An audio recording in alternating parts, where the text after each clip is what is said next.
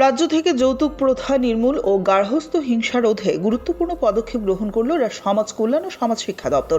শুক্রবার আগরতলার একটি বেসরকারি হোটেলে যৌতুক ও গার্হস্থ্য হিংসা প্রতিরোধে আইনি ও সামাজিক ব্যবস্থা শীর্ষক রাজ্য ভিত্তিক কর্মশালার আয়োজন করা হয়। অনুষ্ঠানের আনুষ্ঠানিক উদ্বোধন করেন সমাজ কল্যাণ ও সমাজ শিক্ষা দপ্তরের মন্ত্রী টিঙ্কু রায়। উদ্বোধনী ভাষণে তিনি বলেন, কেবল কঠোর আইন প্রয়োগের মাধ্যমে সমাজ থেকে এই ব্যাধি সম্পূর্ণ দূর করা সম্ভব নয়। এর জন্য প্রয়োজন ব্যাপক সামাজিক সচেতনতা ও মানসিকতার পরিবর্তন। নারী সুরক্ষা নিশ্চিত করতে এবং পারিবারিক বিবাদ নিরসনে আইনি ব্যবস্থার পাশাপাশি সামাজিক দায়বদ্ধতার উপর বিশেষ গুরুত্ব আরোপ করেন তিনি। কর্মশালায় উপস্থিত ছিলেন বিভিন্ন আইনি বিশেষজ্ঞ, সমাজকর্মী ও প্রশাসনিক আধিকারিকরা। তারা যৌতুক ও গার্হস্থ্য হিংসা সংক্রান্ত আইনি প্রতিকার, বাস্তব প্রতিবন্ধকতা এবং সচেতনতা বৃদ্ধির উপায় নিয়ে বিস্তারিত আলোচনা করেন। রাজ্যের বিভিন্ন প্রান্ত থেকে আগত প্রতিনিধিরা এই সচেতনতামূলক কর্মসূচিতে অংশগ্রহণ করেন। গতকালকেও এখানে একটা সেমিনার ছিল, দুটার সঙ্গে কিন্তু সম্পর্কিত।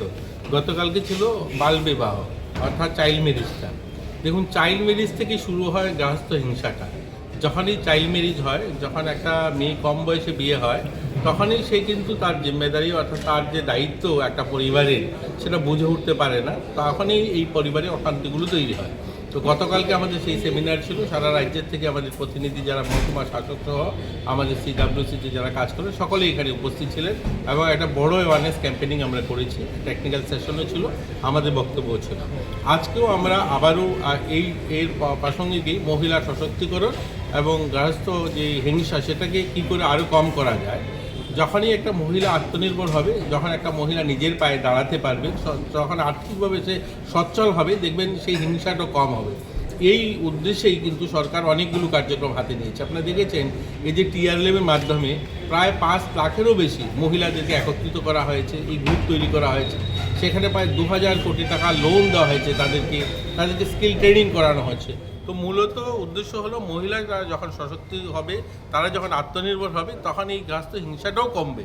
তো এই সমস্ত বিষয় নিয়ে আজকের এই আমাদের সেমিনার এবং মহিলাদের জন্য সরকারি যে সমস্ত স্কিম রয়েছে বা তাদের জন্য যে সমস্ত আমরা সুবিধাগুলো করছি, সেগুলো যেন মানুষের কাছে পৌঁছায় এবং সেগুলো যেন প্রচার প্রসার আরও হয়, তার জন্যই এই সেমিনারটা আয়োজন করা হয়েছে। যারা আজকে এখানে উপস্থিত তাদের উদ্দেশ্যে কি মেসেজ? একটাই, দেখুন, আমরা তো সকলের প্রয়াস, দেখুন, আমরা সবসময় বলি না যে নেশামুক্ত সমাজ নির্মাণ করতে হবে। তো নেশামুক্ত সমাজ তখনই নির্মাণ হবে আমি ব্যক্তি যখন নেশা করব না, আমি যখন সংকল্প নেব আমি নেশা করব না, তখনই নেশামুক্ত সমাজ তৈরি হবে। এরকম গার্হস্থ্য হিংসা বা মহিলা সশক্তিকরণ তখনই সম্ভব হবে আমি আমার পরিবার থেকে শুরু করতে হবে। আমি আমার পরিবারের শিশুকন্যা বা আমার আত্মীয় স্বজন আশপাশ পরিবেশে যখন শিশুকন্যাকে বিবাহ দেব না, আমি যখন আমার পরিবারের মেয়েকে এডুকেটেড করব এবং যখন আমি 20 বছরে বিয়ে দেব, তখনই আমি অন্যকে বলতে পারবো। তো আমরা এটাই সংকল্প নিতে চাই যে আমাদের এখানে যারা উপস্থিত, আমাদের আধিকারিকরা, আমাদের টিমের মেম্বাররা যারা এই কাজটা করেন, তাদেরকেও আমরা বলতে চাই যে তারাও প্রত্যেকে তার আত্মীয় স্বজন আশপাশ মানে যারা আছে আত্মীয় স্বজন সকলেই যেন এটা সিদ্ধান্ত নেন যে আমরা আমাদের আশপাশে কাউকে বালিকা বিবাহ হতে দেব না, গৃহস্থ হিংসা হতে দেব না। তখনই দেখবেন একটা সুন্দর সমাজ আমরা তৈরি করতে পারবো। ধন্যবাদ।